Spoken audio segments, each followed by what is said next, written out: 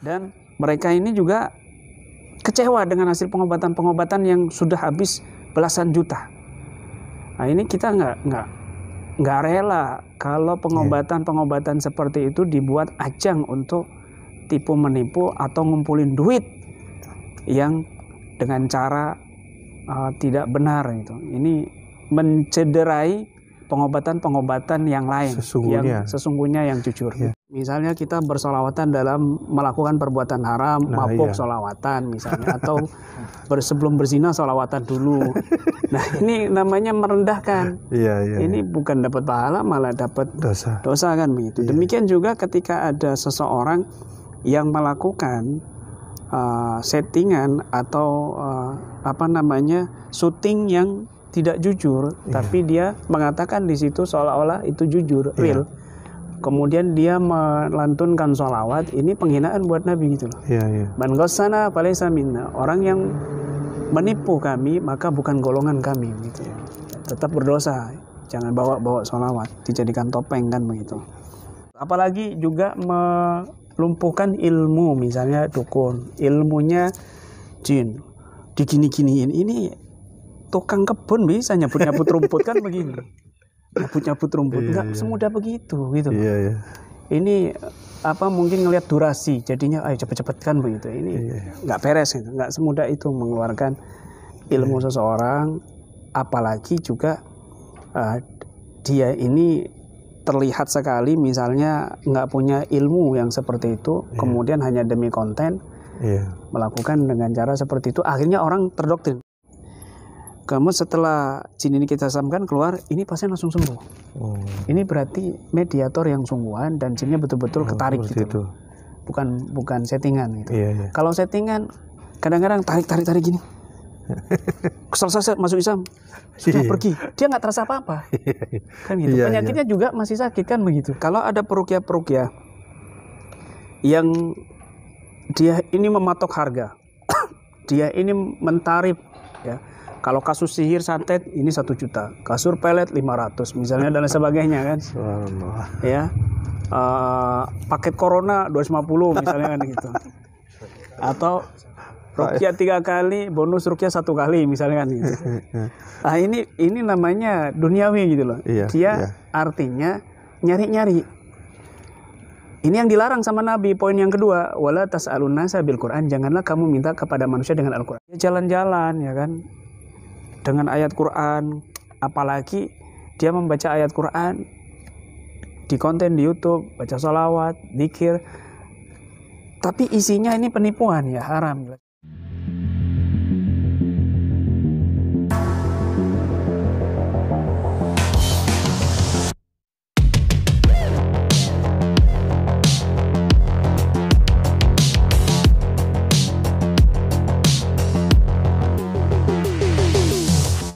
Insyaallah, ya karena tadi terpotong Pak Bagus, ya suaranya kurang bagus, suara kurang masuk, mungkin bisa diulangi lagi pertanyaan biar penonton lebih ini lagi. Iya, jadi saya awali permohonan maaf waktu itu memang saya ada pikiran dan pertanyaan ke si kardus ini waktu itu. Mengenai tanggapan yang jenengan sampaikan ke Gio waktu itu.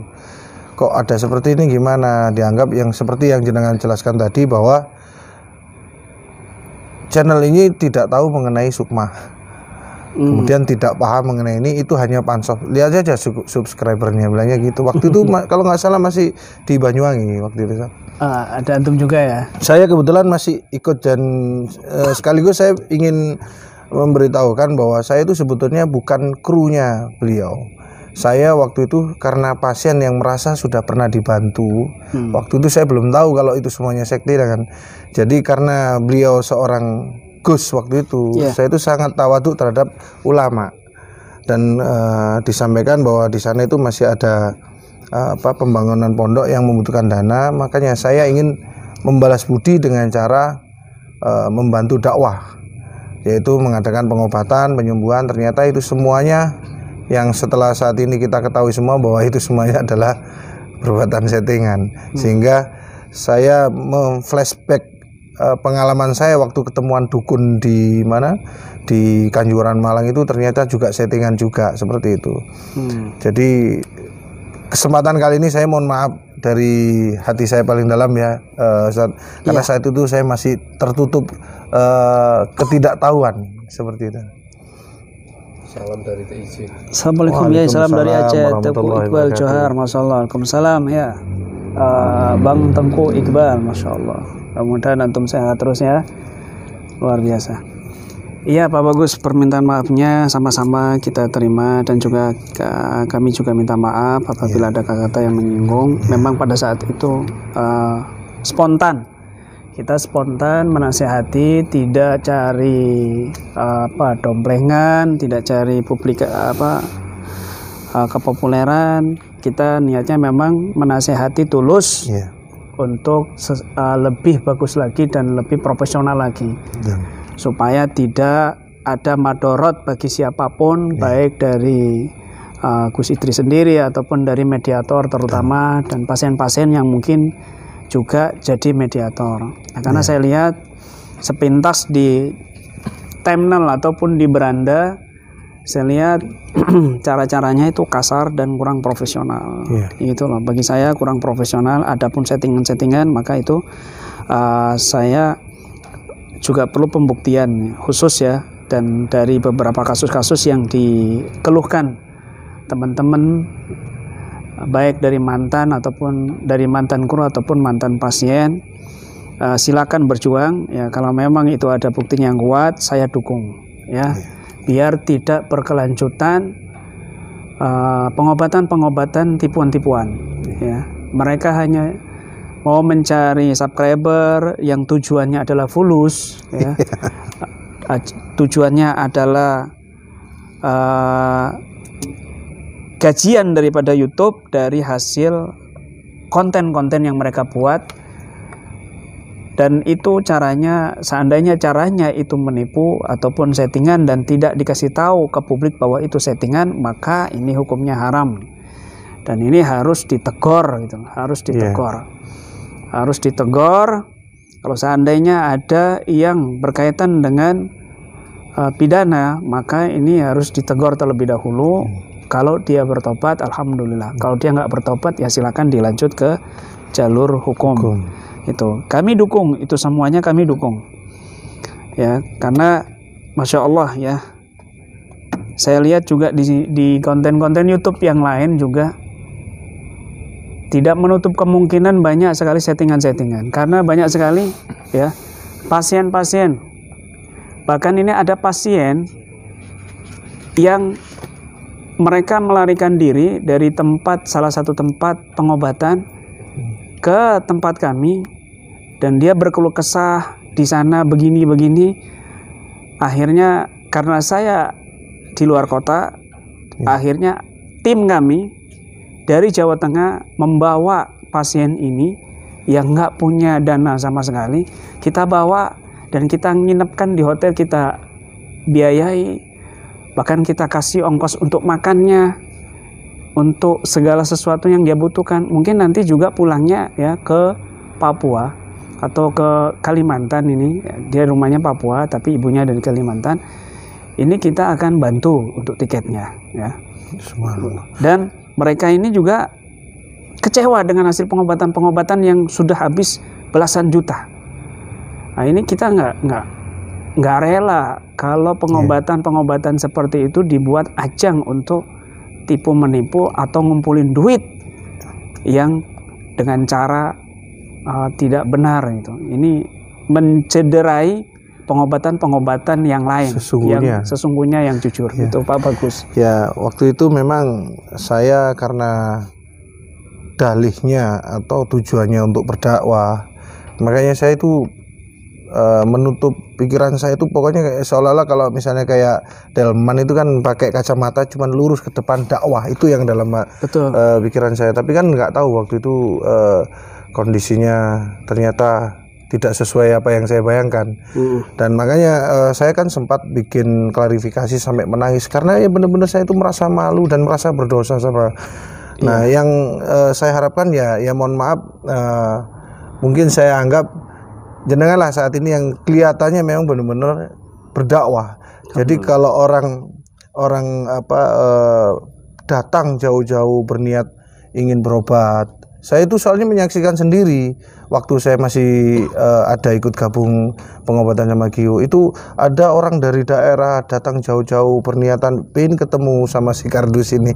Ternyata sampai sana itu tidak ditemuin, malah dicuekin, kadang ditinggal keluar kota. Kan mereka kecewa. Bahkan pernah saya itu dicegat sama orang asli Madura kalau nggak salah itu. Jadi gini, Dan, saya ini sudah 2 minggu di sini, udah ditangani ini, tapi masih saya ingin pulang. Saya ingin ketemu sama si Gus Idrisnya ini, ya minimal dipegang perutnya aja gitu. Nggak dikasih amalan apa-apa. Akhirnya waktu itu saya, karena waktu itu ikut pengalamannya disuruh zikir baca Al-Fatihah sesuai usia pasien, ya sampaikan itu. Saya kasih istilahnya masukan seperti itu aja, dia sudah bungah sekali dalam batin dia itu. Akhirnya dia dengan rasa kekecewaannya dia pulang, tapi tanpa membawa manfaat yang dia harapkan. Nah, itu yang bikin saya itu merasa dosanya di situ, Ustaz. Iya. Seperti itu. Masya Allah, itu sudah bagus. Ada perasaan penyesalan, itu alhamdulillah, mudah-mudahan itu Allah terima, dan juga sebagai salah satu usaha untuk membenahkan dari semua yang keliru, ya, membenahkan diri, memperbaiki diri supaya lebih baik lagi. Makanya kami yang sudah berkecimpung, ya, di dunia ini alhamdulillah cukup lama, di dunia ruqyah aswaja, kalau memang faktanya secara realnya konten-konten yang dimaksud itu settingan, ini juga menciderai ruqyah aswaja, itu pengobatan Islami, pengobatan yang menggunakan ayat-ayat Al-Quran, sholawat, dzikir dan lain sebagainya. Jika memang benar itu dibuat-buat atau tidak jujur, maka ini dosa sekali dan harus ditegur, ya, karena bisa jadi itu adalah pembodohan publik dan penipuan. Gitu. Ini ada satu pertanyaan. Ya. Saya pernah dengar ngaji itu kata-katanya, kalau kita bersolawat dengan niatan sengaja atau tidak sengaja, itu solawatnya tetap diterima kan ya. Tapi kalau niatnya dengan cara kayak ini, solawat ini hanya coba dipakai kedok, ini kalau pendapatnya jenengan bagaimana? Iya. Jadi semua amalan bainal qabul wal mardud illa sholat ala nabi SAW ikraman lin nabi. Setiap amalan itu antara diterima dan ditolak kecuali sholawat kepada Nabi SAW. Artinya sholawat yang bukan dibuat main-main gitu loh. Sholawat yang bukan direndahkan gitu.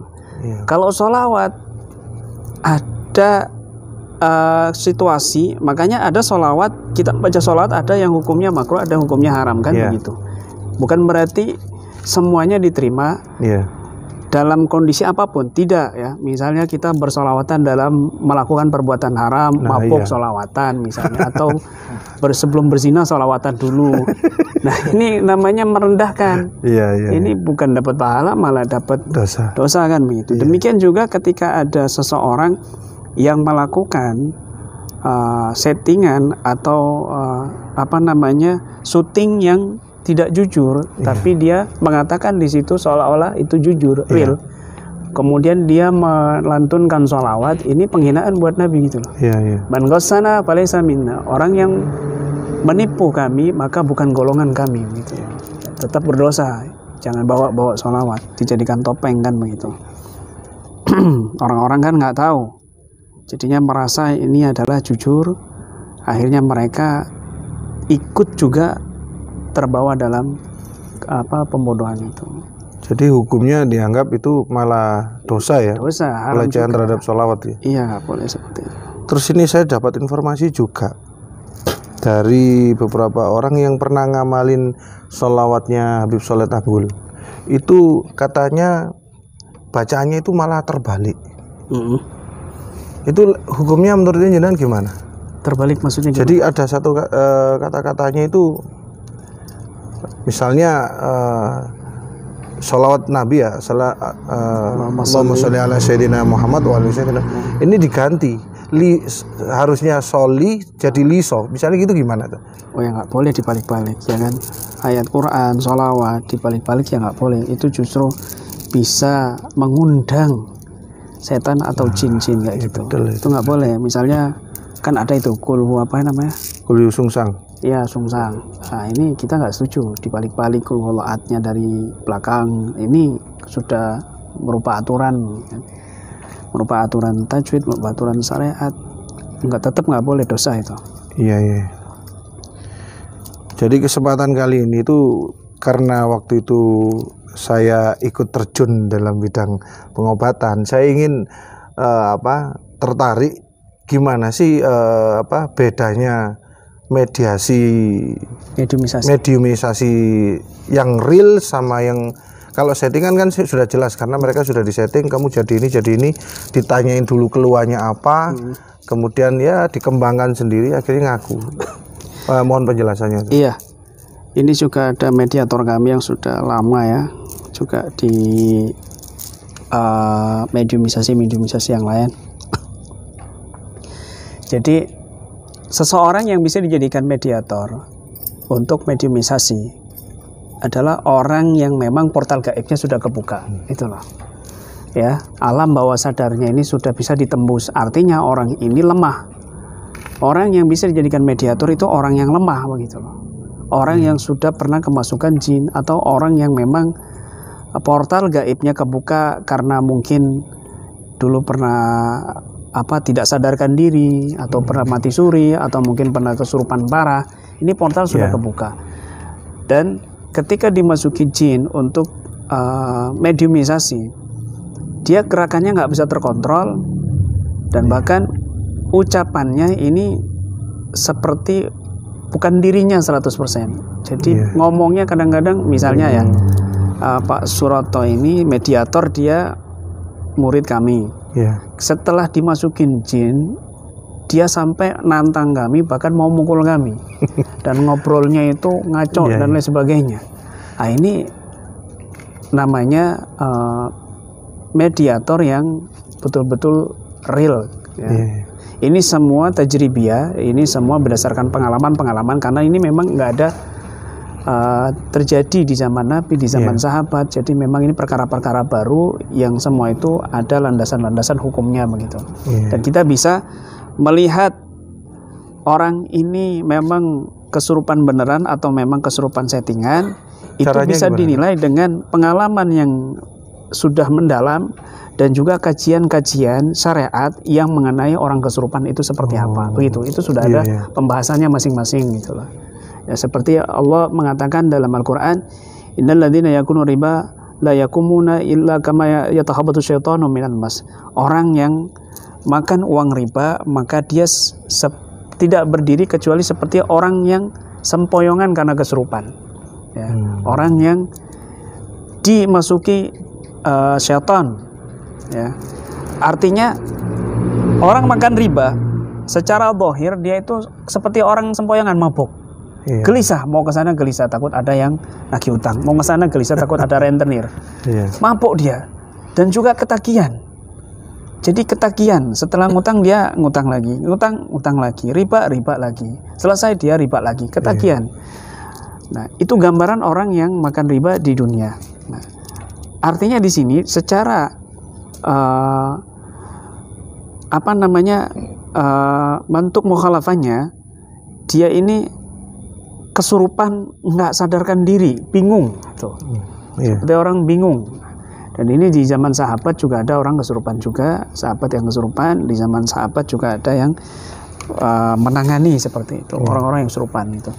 Nah, dilihat dari pengalaman-pengalaman dan juga kajian-kajian hadis, kajian-kajian fikihnya, maka kita bisa menyimpulkan dan bisa membedakan antara kesurupan sungguhan dan kesurupan settingan. Nah, jadi orang yang sudah lama berkecimpung di dunia mediumisasi, kita akan paham, oh ini kesurupannya mediatornya beneran. Oh ini jinnya bukan jin yang ditarik di tubuh pasien atau jin yang di satu tempat, tapi jinnya ini malah jin yang dalam tubuh mediator. Nah, contoh misalnya begini.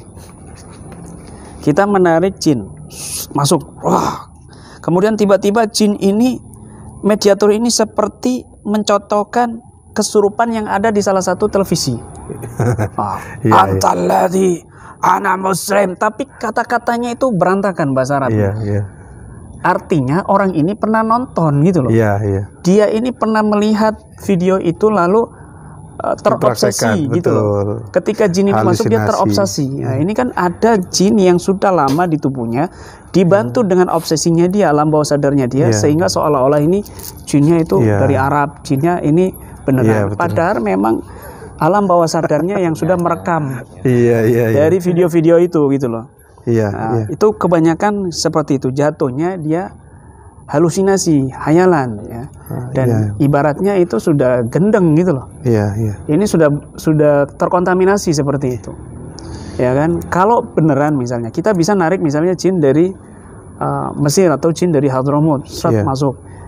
Kalau jinnya datang dari Hadramut, dia bisa berbahasa Arab meskipun agak terbata-bata. Kenapa? Karena dia menyesuaikan, beradaptasi dengan lisan pasiennya gitu. Itu. Tapi dia bisa bahasa Arab. Kalimatnya benar gitu loh. Betul. Meskipun terbata-bata. Tapi kalau yang settingan sama sekali enggak. Sama sekali enggak bisa bahasa Arab. Bingung, kita mungkin tanya kayak juga dia. Kita tanya bahasa Arab, mungkin dia juga enggak bisa jawab. Betul. Tapi kalau yang beneran masuk jin kita tarik dari Hadramut, kita tanya bahasa Arab, dia bisa jawab meskipun terbata-bata.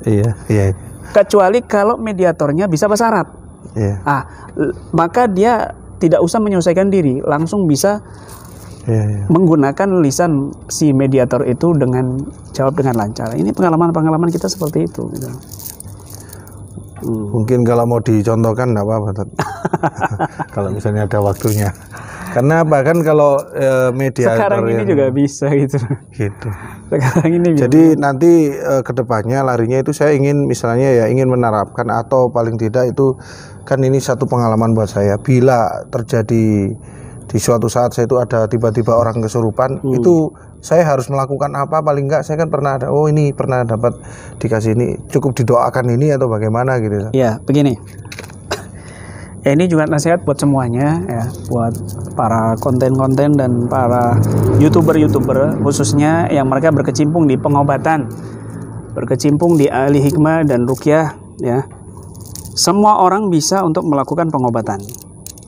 Semua orang bisa untuk meruqyah orang lain, ngobatin orang lain. Kenapa? Karena itu salah satu kekhususan Allah yang diberikan khusus kepada umat Nabi Muhammad SAW. Ya, dengan menggunakan ayat-ayat Al-Quran, zikir-zikir ini lebih mudah sekali. Bahkan bukan dengan modal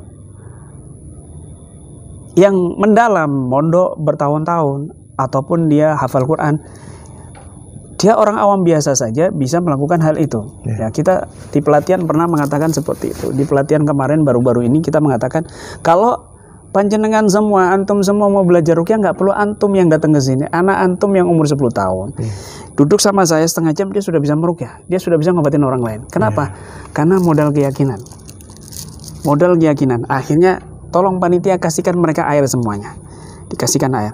Saya nggak akan membacakan doa, cukup panjenengan yang berdoa di dalam hati minta kesembuhan kepada Allah, wasilah air. Cukup bismillah. Kemudian mereka minum subhanallah. Ada yang reaksi. Bahkan di samping kameramen ya, ada yang jadi waktu itu. Masih ada di Facebook kami itu. Tapi Facebook di grup tertutup. Karena modal keyakinan. Makanya di TV-TV yang mereka nggak bisa baca Quran, yang mereka nggak bisa ngaji, hanya dengan doa bahasa Indonesia kadang-kadang. Ya Allah, jika ada jin di dalam tubuh wanita ini, keluarkanlah ya Allah, kun fayakun. Modal kun fayakun langsung keluar jin. Padahal dia juga nggak bisa tajwid, juga bukan hafal Quran, kan begitu. Artinya apa? Orang biasa saja ketika dia yakin, dia bisa mengobati orang lain. Apalagi dibantu dengan dia punya ilmu, dia punya pendalaman yang dalam tinggi dalam masalah pengobatan, ini lebih efek lagi.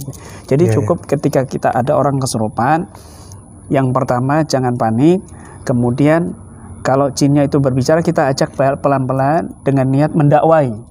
Dengan niat mendakwai, Kalau dia tidak kenal Islam, kita kenalkan Islam itu begini. Kemudian kenapa kamu kok masuk ke tubuh ini? Kalau dia bilang, oh saya dikirim. Oh, kalau kamu dikirim, baik, saya akan membantu kamu keluar dari tubuh ini dan kamu tidak disalahgunakan oleh Tuhan kamu. Saya akan putuskan ikatan kamu dengan Tuhan kamu. Lalu kita bacakan ayat-ayat yang sesuai gitu untuk memutuskan tali atau buhul itu. Kalau misalnya dia kenapa kamu masuk ke tubuh ini? Oh, orang ini jomblo, saya juga jomblo misalnya. Yang masuk kesurupan perempuan, yang masuk genderuwo misalnya kan, karena sama-sama jomblo, yang perempuan jomblo, yang genderuwonya juga jomblo kan. Akhirnya masuk karena suka. Ya sudah, kita katakan kepada genderuwo ini, jangan ganggu dia. Kamu nanti insya Allah kita bantu untuk mencarikan pasangan dari bangsa kamu. Kita doa sama Allah dengan penuh yakin, insya Allah turunkan itu. Nah, makanya sesuai kasus itu semua sudah ada kadarnya yang ada di dalam Al-Quran, kita bisa menggunakannya gitu. Dan itu mudah, siapapun bisa. Artinya itu kalau saya ambil hikmahnya itu kita dengan keyakinan doa ya? Iya, betul. Gitu. Makanya kenapa kok kita berdoa kok jin itu ngefek? Padahal dia nggak baca Quran. Kenapa? Karena iblis ketika dilaknat oleh Allah Subhanahu wa Ta'ala turun ke bumi, iblis masih sempat berdoa. Rabbi arini Rabbi anzirni ila yaumi yab'atsun. Ya Allah, tangguhkan usiaku sampai hari kiamat. Allah kabulkan, padahal sudah dilaknat.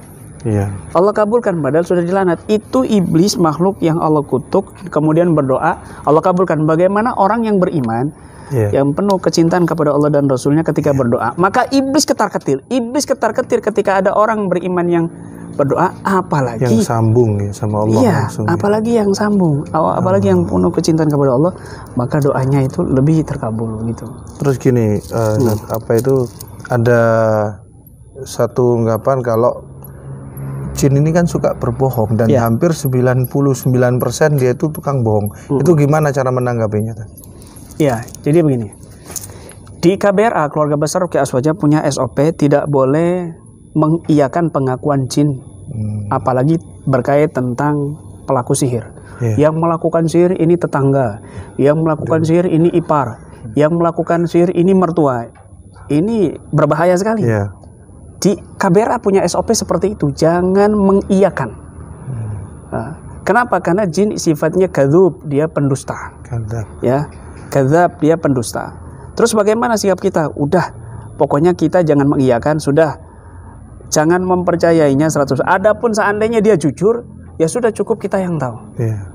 Nabi, ketika Nabi disihir itu dikasih tahu oleh Allah Subhanahu wa Ta'ala lewat mimpi, kemudian bangun-bangun Nabi memerintahkan Ali bin Abi Thalib, Imam Ali bin Abi Thalib, kemudian ada Imam Ammar bin Yasar dan satu lagi, untuk mencari buhul sihirnya di sumur Darwan yang dikasih tahu lewat mimpi oleh malaikat, ditugaskan oleh Allah. Ketika tahu, kemudian diangkat itu buhul sihirnya dari rambut Nabi, malaikat Jibril turun membawa surat Al-Falaq dan An-Nas, lalu dibacakan, dan itu hancur seketika. Nabi legah lagi badannya. Imam Ali dan sahabat Ammar mau memenggal kepala Labid al-Asam yang menyantet Nabi.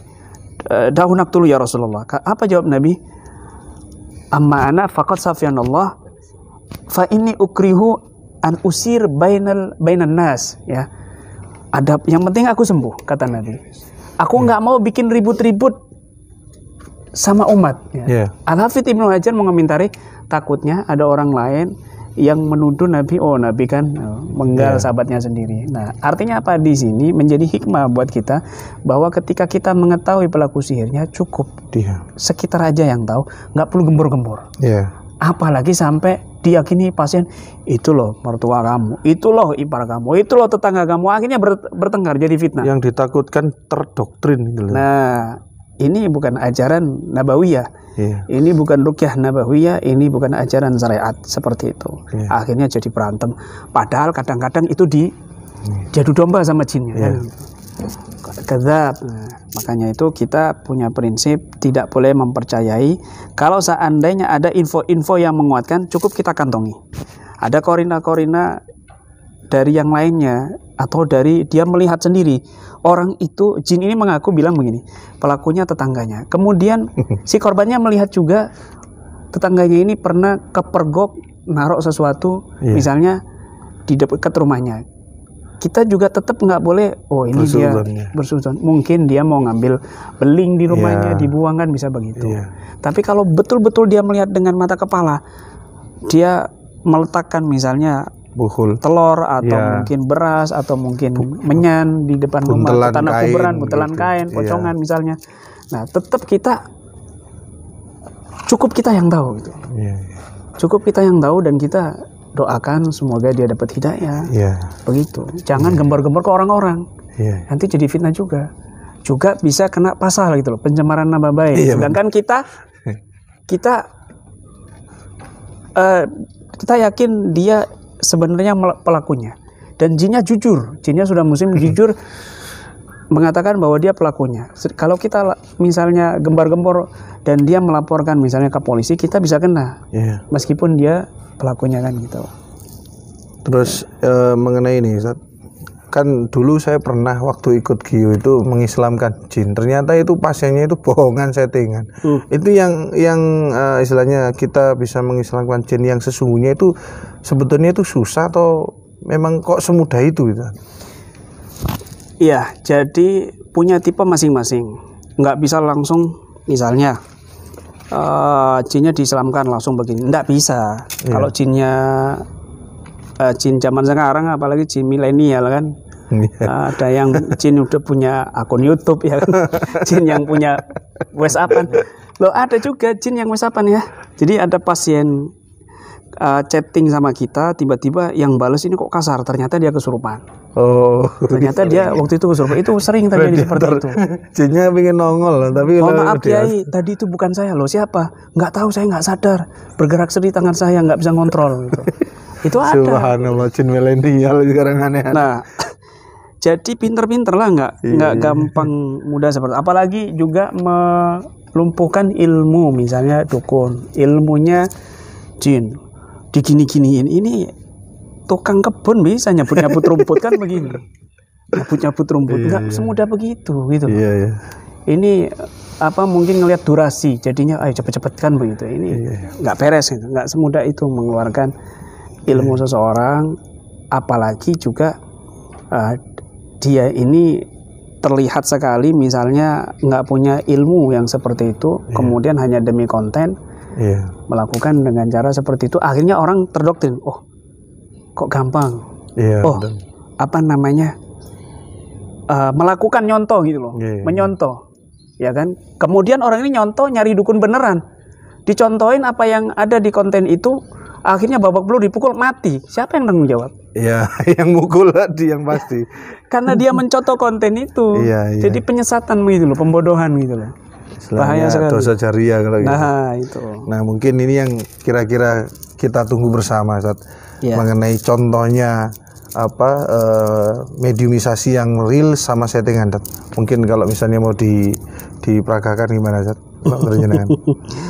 Jadi mungkin sebentar aja jadi biar bisa membedakan gitu. Ya, di KBRA ini ada peraturan untuk pemula-pemula itu kita larang melakukan mediumisasi ya. Harus ada pantauan dari senior, satu itu. Kedua, boleh melakukan mediumisasi asal kondisinya darurat. Contoh misal pasien dadanya sesek ya, di Madura kan, sesek terus susah keluar, maka terpaksa ini jin yang itu pasien tarik ke mediator. Akhirnya si pasien itu lega. Dan kita ngomong sama pasien, sama mediator yang sudah kesurupan jin pasien. Kemudian setelah jin ini kita samkan keluar, ini pasien langsung sembuh. Ini berarti mediator yang sungguhan dan jinnya betul-betul ketarik gitu. Bukan settingan gitu.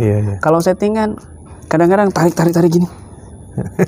Selesai masuk Islam sudah pergi, dia nggak terasa apa-apa kan gitu. Penyakitnya juga masih sakit kan begitu. Hanya itu yang saya alami yang kayak gitu. Padahal juga nggak ada jinnya, penyakitnya medis. Moro-moro dibilang penyakit santet langsung ditarik. Padahal medis kan begitu.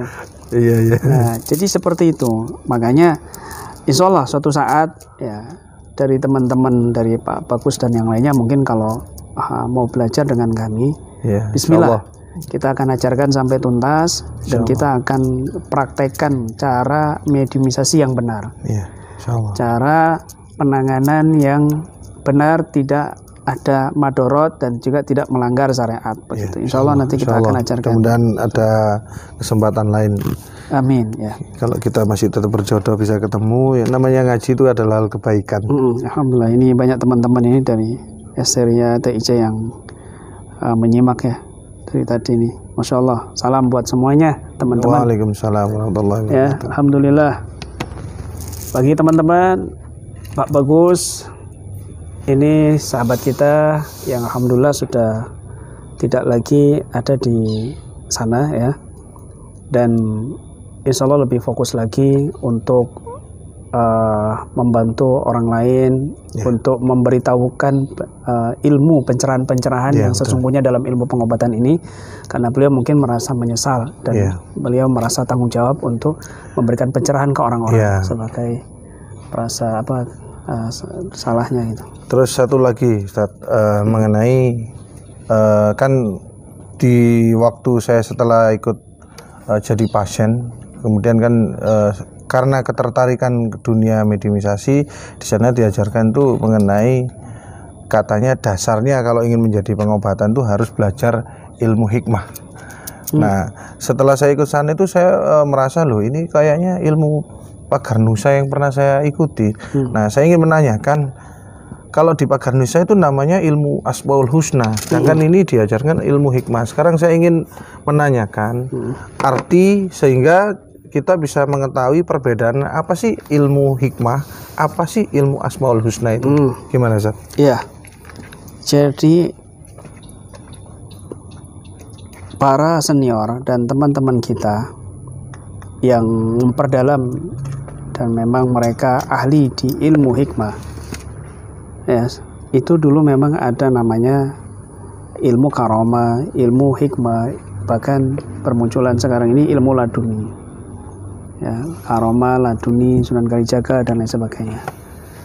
Yang sebenarnya itu adalah ilmu tajribiyah, ya, hasil daripada pengalaman ahli supranatural, ya, khususnya yang mereka mengembangkan teknik-teknik lalu menamakan sendiri dengan ilmu hikmah, ilmu Asmaul Husna, ilmu karomah, ilmu laduni, ilmu Sunan Kalijaga dan lain sebagainya. Dan sebenarnya jenisnya sama. Nah, ini nanti juga kita akan bahas dari sisi ilmu hipnoterapi, ya, ilmu alam bawah sadar, dan juga ilmu hikmah, juga ilmu ruqyah. Porsi-porsinya itu seperti apa? Karena saya lihat dari kalangan al-hipno juga meragukan sukma, meragukan mediumisasi. Ini adalah egostek. Ini adalah bereaksi dan juga dan lain sebagainya, ya, emosional yang sudah meluap-luap, dan lain sebagainya. Ini kita akan bahas nanti. Ya, kita akan bahas secara mendetail dan ilmiah. Yang jelas, ketika ilmu hikmah, ya, dia bertentangan dengan kaedah-kaedah pengobatan yang sudah ditetapkan oleh para ulama kita, ya. Misal Nabi mengatakan la ba'sa bi ruqyah ma lam takun lahu syirkun. Enggak ada masalah pengobatan suhu selama tidak ada kesirikan. Maka para ulama termasuk Al-Hafidz Ibnu Hajar menyimpulkan syaratnya ada 4, ya. Harus dengan Al-Quran, Asmaul Husna, atau dengan zikir, atau dengan Al-Quran atau selain Al-Quran, ya, dengan bahasa Arab atau selain bahasa Arab yang dipahami maknanya, kan gitu. Kemudian tidak mengandung keharaman dan tidak mengandung kesirikan, juga tidak meyakini bahwa ruqyah itu atau sabab itu yang memberikan pengaruh atau kesan. Dia harus meyakini 100% bahwa yang memberikan kesan dan pengaruh itu adalah Allah Subhanahu wa taala. Ketika 4 kaidah ini dilanggar, mengatasnamakan ilmu hikmah, apalagi akidahnya menyimpang, ini sudah keluar dari jalur pengobatan syariat, dari jalur pengobatan ilmu hikmah yang sesuai syariat. Ya, jadi ilmu ruqyah ada yang melanggar ilmu syariat, ilmu hikmah juga ada yang melanggar ilmu syariat. Jadi semuanya masing-masing ada porsinya gitu. Ada yang sesuai dengan kaidah syariat, ada yang tidak sesuai gitu. Makanya kita harus memberikan pencerahan-pencerahan kepada mereka ahli supranatural yang awam, ahli supranatural yang nggak punya ilmu, ahli supranatural yang cuma modal yakin, lalu dibumbui misalnya dengan trik-trik sulap, trik-trik tipuan, kemudian membawa ayat Quran, sholawat, dzikir dan lain sebagainya. Ini kita harus tegur dan kita harus memberikan pencerahan kepada netizen, kepada masyarakat awam, khususnya kaum muslimin muslimat, bahwa pengobatan-pengobatan yang seperti itu ini nggak layak tampil di konten ini. Ini menciderai ruqyah-ruqyah atau pengobatan-pengobatan Islami yang jujur begitu. Jadi nanti kita perlahan-lahan ruqyah aswajah hadir, kemudian pengobatan-pengobatan Islami yang betul-betul real, nyata, mereka tampil di YouTube untuk memberikan pencerahan-pencerahan kepada umat. Nah, ini kita harus dukung semuanya, termasuk Pak Bagus yang memberikan pencerahan kepada orang lain dan merasa dirinya ini bersalah karena tertipu. Ini kita dukung, dan tetap Pak Bagus harus bisa membuktikan bukti-bukti yang kuat. Karena bukti itu kepada orang yang al-bayyinatu 'alal mudda'i wal yaminu 'ala man ankar. Bukti harus ditampilkan kepada orang yang mengaku, mengklaim, dan sumpah dari pihak orang yang mengingkarinya, begitu. Jadi dari pihak Pak Bagus harus memberikan bukti-bukti yang kuat untuk memberikan hujah dan pencerahan bagi umat, begitu. Ada lagi mungkin Pak Bagus yang mau disampaikan atau mungkin yang mau ditanyakan? Sebetulnya ini banyak. Tambah banyak ini penontonnya ini. Ada di channel kami, subhanallah, penontonnya tambah ramai ya, ada 445 itu. Ya, artinya bahwa mereka ini saya umumkan juga kepada subscriber dan netizen Ruqyah Aswajah Official, silakan juga subscribe channelnya Pak Bagus ya, dukung, support supaya beliau semangat memberikan pencerahan, memberikan info-info penting terkait ini semuanya, karena ini juga untuk kemaslahatan umat. Demi umat. Saya pun berjuang ini ya awal mulanya dulu ikut amar ma'ruf nahi mungkar. Saya anggap sekarang yang sana mungkarnya, sekarang saya yang amarnya. Kalau dulu saya berjuang untuk sana, tapi sekarang saya balik kayak gitu. Karena apa? Saya bilang seperti itu. Karena cara-caranya itu sudah banyak penyimpangan seperti itu. Dan niatannya juga sudah mulai melenceng seperti itu. Masya Allah. Bismillah, semua siapapun yang amar ma'ruf nahi mungkar dengan ma'ruf dan juga berjuang untuk pencerahan-pencerahan, kami dukung. Dan juga kami menyesalkan mereka-mereka yang mengaku dia pengobatan tetapi melakukan penipuan, melakukan tindakan-tindakan yang merugikan pasien dan juga umat secara publik. Ini sangat saya sesalkan dan saya tidak mendukung, dan saya sebagai founder atau pembina Ruqyah Aswajah nasional dan internasional atau keluarga besar Ruqyah Aswajah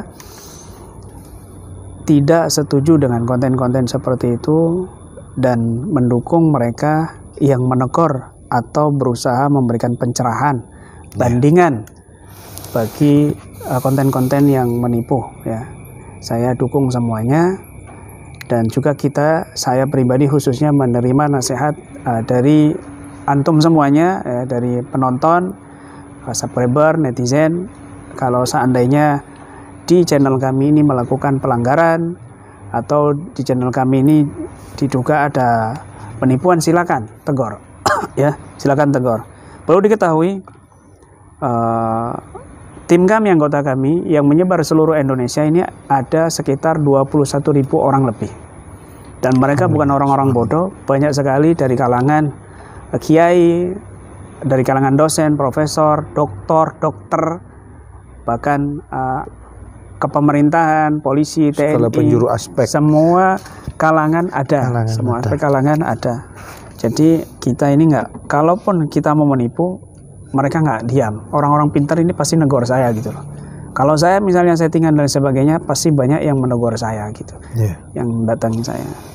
Ini saya ada tiba-tiba muncul ingin menanyakan yang namanya ruqyah. Soalnya saya sekali itu di ruqyah sempat saya itu kemasukan setengah sadar nggak sadar, itu malah kayak apa nasihatin yang ru'yah. Saya bilang gini, masih ingat saya itu karena orang setengah sadar. Saya itu ucapan yang saya keluarkan cuman hanya keluar Allahu gitu. Kemudian di hari keduanya saya didatengin lagi di ru'yah. Saya tuh ngomong gini sama nih. Quran tuh, maaf saya pakai bahasa Jawa, ngomongnya waktu itu memang seperti itu. Quran ini kok cuma digawe golek duit ngene tok. Maaf ya tadi. Itu yang ngomong bukan saya waktu itu. Wocon, maksudnya bacaan, diamalkan baca Qurannya. Mungkin itu teguran buat, karena waktu saya penasaran, katanya saya ini diikutin leluhur saya katanya gitu. Dan ini saya anggap ini menegur yang ru'yah saya. Iya, waktu itu. Nah, saya ingin tahu ru'yah yang sesungguhnya dengan ru'yah, karena gini, saya pernah lihat konten YouTube, itu kontennya orang Malaysia kalau nggak salah. Saya itu disarankan suruh membaca ru'yah mandiri. Artinya ru'yah mandiri ini ternyata cuman bacaan sederhana, tapi subhanallah memang itu asalnya dari Al-Quran ya yang sudah diterapkan oleh Kanjeng Nabi ketika beliau kena sihir, cuman baca Al-Ikhlas, Al-Falaq, sama An-Nas. Menurut jenengan itu gimana? Mohon penjelasannya. Jadi begini, Nabi pernah mengatakan bersabda, Is'alullah bil Quran wala tas'aluna bil Quran. Hadis sahih. Mintalah kamu kepada Allah dengan wasilah Al-Quran, jangan minta kepada manusia dengan wasilah Al-Quran. Nah, ini ada dua hal, ada 2 poin. Yang pertama, ketika kamu punya hajat, misalnya kamu sakit, atau kamu punya hutang, atau kamu punya keperluan yang lain, yang paling bagus, wasilahnya yang paling agung adalah dengan Al-Quran. Bagaimana caranya? Bisa kamu membaca Al-Quran dengan niat tabarruk, seperti di dalam kitab tafsir Imam Fakhr Razi ketika menafsirkan wa nunazzilu minal Qur'an ma huwa syifa wa rahmatul lil mu'min, dan kami turunkan Al-Quran sebagai sifat dan rahmat bagi orang yang beriman. Beliau menafsirkan kalimat sifat ini lil amradil ruhaniyah wal amradil jismaniyah. Sifat kalimat kesembuhan di sini untuk penyakit ruhani dan penyakit jasmani. Penyakit rohani, akidah yang menyimpang, akhlak yang tercela. Ini bisa dengan Al-Quran penjelasannya. Kemudian penyakit jasmani bagaimana? Beliau mengatakan dalam tafsir itu bi anta tabaraka bi qiraatihi yadfa kasiran anil amrad wal asqam. Dengan kamu membacanya bertabaruk dengan niat tabaruk membaca Al-Quran itu untuk kesembuhan, maka penyakit kamu akan hilang. Nah, artinya apa? Di sini menjadi dasar kuat bahwa ketika ada orang sakit bisa juga diruqyah atau bisa membaca sendiri dengan niat kesembuhan. Nah, begitu. Kemudian kalau ada peruqyah yang dia ini mematok harga, dia ini mentarif Kalau kasus sihir santet ini 1 juta, kasur pelet 500 misalnya dan sebagainya kan. Paket corona 250 misalnya kan gitu. Atau ruqyah 3 kali, bonus ruqyah 1 kali misalnya kan gitu. Nah, ini namanya duniawi gitu loh. Dia artinya nyari-nyari. Ini yang dilarang sama Nabi. Poin yang kedua, wala tas'aluna bil Quran, janganlah kamu minta kepada manusia dengan Al-Quran. Karena waktu itu Imran bin Husain ketika ada majlis salah satu sahabat itu membaca Al-Quran, Imran bin Husain datang di majlis itu karena suaranya enak. Setelah selesai shadaqallahul azim, tiba-tiba mengambil uang tempat dimintain. Ayo, kata Imran bin Husain, la ilaha illallah, aku pernah mendengar Nabi mengatakan orang yang baca Al-Quran akan datang di hari kiamat nanti orang yang baca Al-Quran dan dia lalu minta uang. Nah, gitu. Ini jelas nggak boleh, dan ini tujuannya betul-betul cari duit. Begitu. Tapi ada pendapat Imam Nawawi di salah satu kitab beliau kitab At-Tibyan, hukum ujrah untuk ruqyah. Jadi bagaimana hukumnya ketika ruqyah meminta upah. Nah, Imam Nawawi membolehkan, sebagian ulama melarang. Kenapa dibolehkan? Mengambil hadis ada sahabat yang ketika nyampe di satu daerah dia kelaparan, kemudian minta jamuan, nggak ada yang ngasih. Tiba-tiba ada raja Majusi yang dia kena sengatan kalajengking tangannya. Kena sengatan kalajengking, kemudian utusannya berkata, siapa di antara kalian yang bisa meruqyah? Ini raja kami sedang kena sengatan kalajengking. Aku. Kemudian sahabat ini meruqyah dengan surat Fatihah. Tiba-tiba sengatan kalajengking itu kempes dan normal kembali, sembuh. Nah, dikasihlah kambing. Beliau ini mengatakan, saya mau meruqyah kamu dengan surat Fatihah dengan syarat kamu berikan kami kambing. Nah, akhirnya sembuh terus dikasih kambing. Sahabat yang lain nggak terima. Ini nggak pernah dilakukan sama Nabi. Kamu ini minta-minta dengan Al-Quran.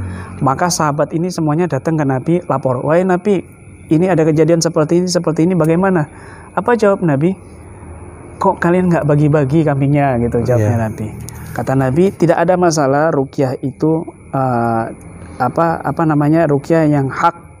Ruqyah yang hak, kemudian dengan dia meminta upah, gitu. Di sini ya tidak mencari uang, tetapi dibutuhkan saat itu, ya kondisinya memang dibutuhkan, kemudian ditarget, misalnya dikasih sama pasien, ini nggak ada masalah, ini hukumnya halal gitu. Sama seperti sama-sama ridhonya ya. Sama-sama seperti orang ngajar di TPQ, kemudian ngajar Quran, ini kan mereka juga digaji, ini bukan berarti gajiannya haram kan begitu, ini boleh gitu. Mengajar dengan Al-Quran lalu dibayar diupah itu Imam Nawawi. Tapi kalau dia nyari-nyari, dia jalan-jalan ya kan dengan ayat Quran, apalagi dia membaca ayat Quran di konten di YouTube, baca sholawat, zikir, tapi isinya ini penipuan, ya haram jelas. Enggak, waktu itu gini, saya lihat dari bacaannya aja seolah-olah dia cuma menghafalkan itu, dan bacaannya juga insya Allah sih mungkin tajwidnya juga kurang sempurna. Makanya waktu saya setengah sadar itu, ngomongnya itu ke dia itu kayak seolah-olah nasihati. Dan ini mungkin salah satu pertanyaan saya, orang kalau sudah menjadi mediumisasi itu memang 100% hilang kesadaran atau bagaimana?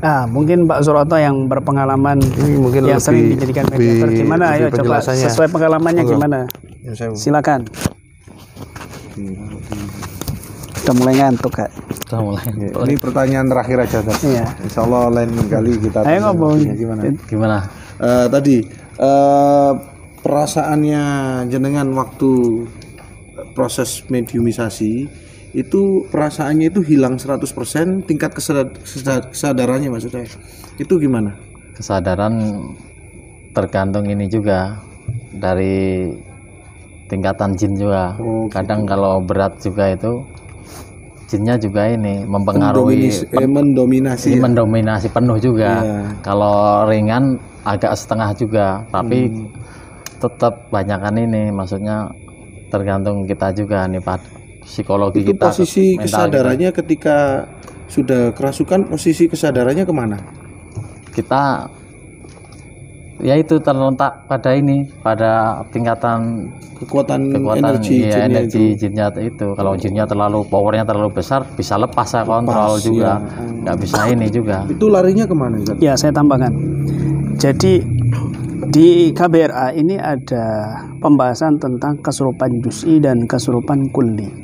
Jadi ada orang masul jinni juz'an wa masul jinni kulliyan. Ada orang kesurupan secara sempurna, penuh, ada orang kesurupan secara separuh, parsial. Jadi misal kesurupan, dia sering kesurupan, artinya ada pintu yang terbuka. Kemudian sering kesurupan, maka pintu ini semakin terbuka luas, terbuka lebar. Dan dia sudah biasa kesurupan, maka berikutnya akan terjadi kondisi di mana dia akan merasakan yang di dalamnya berbicara apa. Kadang dia mendengar, kadang tidak, karena sudah saking biasa kesurupan. Itu kan orang kesurupan, jinnya itu berada di alam bawah sadar ya. Misal jinnya ada di sini, kalau di sini nggak kesurupan, paling muntah. Tapi kalau sudah dia masuk ke alam bawah sadar, menguasai alam bawah sadar, terjadilah kesurupan. Nah, ketika ada juga yang baru kesurupan, perdana kesurupan, dia nggak sadar sama sekali. Nah, ini namanya kesurupan kulli, kesurupan secara menyeluruh, secara keseluruhan. Ada juga pasien yang mentalnya kuat, seperti Pak Suroto, mentalnya kuat, psikisnya kuat, tapi ada portal gaib. Kemudian dimasuki jin, ini dia bisa separuh sadar, bisa separuh tidak. bisa mendengar begitu. Karena mentalnya kuat. Tapi kalau mentalnya lemah sekali, ya misalnya perempuan yang sudah kesurupan parah atau sakit parah kemudian kesurupan, biasanya nggak sadar sama sekali, dan dia nggak tahu apa yang dibicarakan. Itu secara pengalaman seperti itu. Terus secara ini jenengan misalnya dalam keadaan sadar, itu penglihatan secara batin atau ini bisa dohir enggak? Misalkan keadaannya tertutup mata. Jadi apa yang terjadi ditarik jin ini tergambar semua. Ini jinnya gimana, posisi seandainya dari pasien ini sakitnya di mana, merasakan apa yang dirasakan pasien itu. Iya. Tapi kalau misalnya kondisi kayak gini, di situ ada, itu saya tidak bisa lihat. Nggak bisa. Soalnya gini, pernah saya dapat pengalaman katanya, kalau melihat jin itu kadang-kadang tampaknya dohirnya itu kadang 10%, kadang 20%. Saya ini pengalaman saya itu kan tidak bisa melihat gaib. Tapi ini kejadian mungkin kalau nggak 2 minggu, 3 minggu yang lalu, ketika saya nyetir, waktu itu sama Mang Alan waktu itu. Saya dari Malang mau ke Pasuruan di Singosari, depannya utaranya pondoknya Yai Basori Alwi. Ingat. Itu saya tuh nggak tahu itu setengah ngantuk atau apa, kayak ada orang kan itu jalan Singosari itu kan ada kayak pembatas tengah yang banyak pohonnya itu kayak ada orang turun gitu. Jadi saya nyetir tuh kayak oleng gitu, kaget. Nah, saya pikir saya itu lihat sendiri, terus saya nanya sama Mang Alan, saya lihat kayak ada orang jalan nih. Iya, saya pikir saya sendiri yang lihat tadi. Nah, itu saya merasa subhanallah, apakah ini saya sudah mulai apa? Bukan. Jadi ada orang yang kadang melihat bersama-sama. Itu bukan berarti mereka ini terbuka portalnya, tidak. Jadi ini bisa dari sosok manusia yang memiliki ilmu gaib. Jadi seperti dia itu menggunakan ilmu khusus, panglimun khusus, cuma terlihat bayangnya saja. Putih waktu itu kayak orang jalan lenggang. Bayangnya saja rata-rata itu hitam. Adapun putih ini biasanya memang penampakan kuntilanak yang apes, kelihatan orang banyak gitu. Tetapi kalau ketika ada di sini misalnya ada 3 orang, kemudian Pak Suroto melihat, kita nggak melihat. Nah, berarti Pak Suroto ini yang kebuka portal mata batinnya begitu. Artinya bisa di dalam tubuhnya Pak Suroto ada jinnya, atau mungkin Allah kasih kekhususan yang mungkin atau tidak ada sangkut pautnya jin di dalam tubuhnya. Artinya dia jadi indigo di sini ada yang indigo murni, Allah buka hijabnya, ada yang indigo memang ada jin dalam tubuhnya itu. Dan ini aglabiah kebanyakan ada jin di dalam tubuhnya gitu. Kayak para wali itu kan nggak mungkin ada jin dalam tubuhnya, kan bisa melihat jin. Ada juga orang-orang khusus yang Allah buka hijabnya tapi memang nggak ada jin dalam tubuhnya. Bahkan ketika diruqyah sama orang lain, si anak ini cerita ke kami bahwa kami pernah diruqyah, Ustadz itu lidahnya bercabang 2 terus bertanduk. Terus bapaknya ngomelin, kamu buruk sangka, kamu yang lihat itu mungkin jin luar. Ternyata ketika 1 bulan dia punya kasus memakan uang anak yatim yayasan yang dia tanggung. Itu kejadian sampai dia di penjara. Akhirnya bapaknya sadar, ya Allah, ternyata apa yang dilihat anak saya ketika diruqyah oleh Ustadz itu ternyata benar bahwa Ustadz itu begitu. Jadi ini seolah-olah anak ini kejinan, dipaksa muntah. Kemudian setelah si Ustadz ini pergi, dia cerita ke ayahnya, ayah, aku lihat Ustadz itu bercabang 2 lidahnya kemudian bertanduk. Kamu ini ngawur, itu jin yang mungkin mau nyerang Ustadz. Ternyata dapat 1 bulan dia kena kasus, si Ustadz itu di penjara. Ayahnya baru sadar, ini cerita sendiri ke kita mereka ini. Ketika kita ruqyah, anak ini adem. Saya suka sama Ustadz ini, enak, hawanya sejuk itu. Berarti dia punya kelebihan. Nah, punya kelebihan dari Allah Subhanahu wa taala, bukan karena ada jin dalam tubuhnya. Bahkan dia melihat jin yang diperuqyah itu kan. Saya itu 2 kali. Kalau yang pertama itu katanya itu genderuwo. Jadi kayak asap hitam jalan melewati tangga. Itu sekali. Yang kedua ya ini. Jadi bukan bayangan putih, jadi kayak asap seperti orang jalan putih. Itu apa itu? Iya.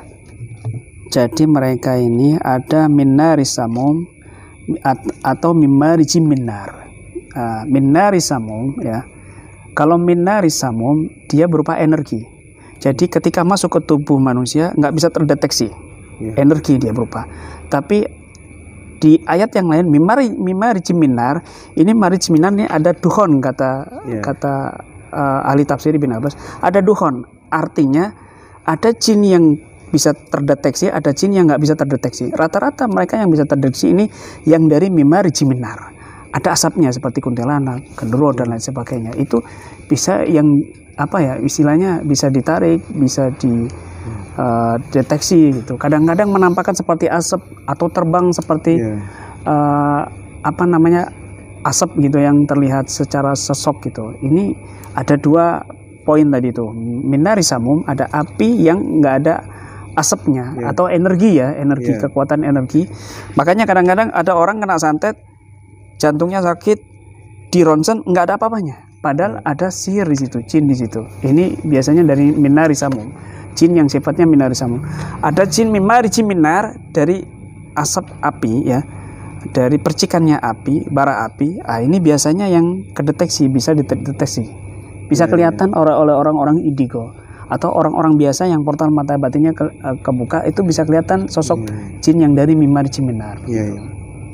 Kalau minari samum ini biasanya ifrit atau setan, bahkan iblis, itu minari samum. Banyak misteri ya di dunia gaib. Masya Allah ya. Jadi Pak, karena kondisinya akhir zaman ini kayaknya banyak orang yang tertarik kalau masalah misteri, makanya banyak orang terjerumus ke arah situ. Betul. Jadi alhamdulillah dengan adanya orang-orang yang salah satunya seperti jenengan ini yang fungsinya itu bisa membantu memberikan pengertian kepada semua umat biar kita itu bisa berhati-hati. Jangan terlalu mempercayai gaib karena sifatnya kan memang ya salah satunya jin itu sifatnya tukang pembohong, kazab atau yang lainnya, sebelum kalau kita itu ada informasi yang lebih khusus istilahnya ya, mungkin ya kita langsung berguru mengaji kepada yang ahlinya gitu. Jadi pesan saya jangan mudah mempercayai satu hal, terutama dalam masalah gaib ya. Karena masalah gaib ini kata Abdul Haddad, illa ilham au auham ya. Dunia gaib ini umurul ghaibiyah ma hiya illa ilham au auham. Kata Abdul Haddad, Sahib Rotib Al-Haddad, perkara-perkara gaib ini tidak bisa dipastikan karena cuma 2, ilham atau auham, menduga-duga. Ilham ini dari orang-orang soleh, para wali atau para nabi ya, atau orang-orang mukminin yang hatinya bersih. Auham, menduga-duga orang yang nggak punya dasar, orang yang nggak dibuka hijabnya. Jadi cuma 2 hal ini, kita nggak bisa memastikan gitu loh. Makanya semua ini ada ilmunya. Kalau kita tidak bisa menilai ini, kita serahkan kepada yang ahlinya. Fas'alu ahla dzikri in kuntum la ta'lamun. Makanya kita perlu ilmu-ilmu masalah seperti ini. Kalau kita nggak punya ilmu, apa bedanya kita sama binatang-binatang nih? Mereka punya akal, punya perasaan, punya pendengaran, punya penglihatan, tapi mereka nggak punya ilmu. Bedanya manusia dikasih ilmu oleh Allah Subhanahu wa taala, maka dari sebab itulah kita diwajibkan menuntut ilmu. Ya, termasuk dalam hal yang seperti ini tidak lepas daripada ilmu syariat. Begitu. Ya, mungkin kira-kira tim juga kayaknya sudah pada capek, jangan juga beristirahat ya Ustaz. Ya, alhamdulillah meskipun para penonton terus bertambah ini. Jadi, ini luar biasa pertemuan dari Pak Bagus ini menambah. Ya, saya sangat merasa bahagia sekali bisa ketemu sama jenengan. Jadi mungkin sebelum kita akhiri ada pesan terakhir Ustaz dari konten saat ini yang perlu kita simpulkan sebelum kita tutup Ustaz. Iya, sekali lagi kita tidak merencanakan pertemuan ini karena memang saya nggak ada konsep ya, makanya berantakan semua. Suaranya ini saya nggak pakai YouTube, saya ini nggak pakai mic ya, nggak pakai mikrofon, makanya suaranya kurang jelas. Sedangkan YouTube-nya channelnya Pak Bagus ini ya, Mas Bagus Channel, channelnya Mas Bagus. Channelnya Mas Bagus, silakan di subscribe ya. Itu pakai mic ya. Alhamdulillah jadi jelas karena kita nggak ada settingan dan memang mendadak semuanya karena saya di sini niatnya cuma sowan ke guru saya Habib Taufik bin Abdul Qadir Shihab dan juga mengikuti hal Robitoh pertama kami yaitu Habib Abdul Qadir bin Ahmad Shihab Jeddah. Nah, kebetulan kemudian beliau dapat kabar saya di sini, beliau datang dengan temannya dan kita temui dan kita di sini mengadakan live streaming untuk pencerahan-pencerahan dan juga mendukung Pak Bagus di dalam memberikan pencerahan kepada umat dan menumpas atau amar ma'ruf nahi mungkar kepada konten-konten ataupun ahli supranatural yang membodohi umat. Nah, ini kita harus mendukungnya. Ya, kalau Pak Bagus punya istilahnya hima atau semangat untuk berjuang di situ, kita harus mendukung. Dan juga kita mendoakan supaya beliau terus kuat, dohir batin, ya, terjaga dari segala keburukan dohir dan batin. Dan konten kami kali ini tidak ada niatan untuk menyinggung siapapun, tidak ada niatan untuk menyakiti konten yang lainnya, tapi semua sekali lagi di sini untuk memberikan pencerahan ilmu kepada umat, khususnya yang menonton channel kami ini saat ini live streaming ataupun nanti ya ketika ada yang menontonnya kembali. Pesan saya, carilah para kiai atau ulama yang menggeluti ilmu ini, pengobatan yang didasari dengan ilmu yang benar dan hati yang ikhlas, yang jujur, dan mereka yang benar-benar lillahi ta'ala, tidak ada ambisi pingin terkenal, tidak ada ambisi ngumpulin duit dan lain sebagainya, tetapi mereka betul-betul Allah arahkan, Allah bimbing untuk memberikan manfaat kepada umat. Nah, lalu bagaimana caranya? Pertama, kamu minta kepada Allah, berdoa supaya Allah temukan dengan orang-orang yang seperti itu, orang-orang yang tulus, ikhlas, orang-orang soleh yang bisa membantu problematika hidup kita. Kemudian konsultasi kepada para ulama sepuh kita, ulama-ulama soleh. Kemudian juga jangan mudah mempercayai media-media sosial, terutama YouTube, dalam konten-konten pengobatan. Kita harus teliti terlebih dahulu, lihat komen-komennya, lihat juga konten-kontennya, dan teliti lagi dengan mencari informasinya, ya mungkin dengan googling, ya, mendatangi, ya. Jangan langsung percaya 100%. Wah, ini pembasmi dukun. Wah, ini adalah satu-satunya pengobatan yang luar biasa, apalagi sampai dikatakan wali lah, ya, atau misalnya wali YouTube lah misalnya, atau apalah. Nah, jangan mudah percaya. Teliti dulu, tabayun dulu, klarifikasi dulu. Juga misalnya yang menuduh saya pun begini-begini, ya terserah, itu penilaian Anda. Tetapi kewajiban seorang muslim, Anda harus klarifikasi, Anda harus tabayun, Anda harus melihat sendiri untuk membuktikan apakah pengobatan saya ini mentarget nominal, apakah pengobatan saya ini ngawur, apakah pengobatan saya ini settingan. Silakan datang, ya. Dan kalau itu caranya memang harus datang, silakan datang gitu loh. Nah, ini pesan kami semuanya, dan sekali lagi semua itu harus pakai ilmu, terutama para ahli supranatural. Jangan ngawur, jangan sembarangan di dalam melakukan aksi-aksinya, di dalam melakukan pengobatan-pengobatannya, di dalam melakukan aksi-aksi di lapangan dalam menggebrak dukun ataupun di dalam pengobatan, dan tidak didasari dengan ilmu syariat, apalagi dia melanggar syariat. Ini berbahaya untuk yang nonton. Kalau kamu misalnya sendirian ini saja bahaya, apalagi sampai dipublikasikan. Ini menjadikan doktrin atau kepercayaan bagi yang menonton bahwa itu adalah real, bisa-bisa dicontoh. Misal, jika ada salah satu contoh misalnya YouTuber atau konten melakukan penipuan, entah itu dalam pengobatan atau yang lain, lalu ditiru oleh orang yang menontonnya. Kemudian orang ini apes, mungkin dia datangi dukun, ternyata dukunnya ini memang beneran bawa keris, ditusuk perutnya, mati. Kamu yang tanggung jawab gitu loh. Dosa kamu terus berlanjut jariah gitu. Dosa jariah. Dosa jariah. Naudzubillah min dzalik. Itu pesan kami ya Pak Bagus, ya. Terima kasih. Alhamdulillah, terima kasih sudah datang ke sini.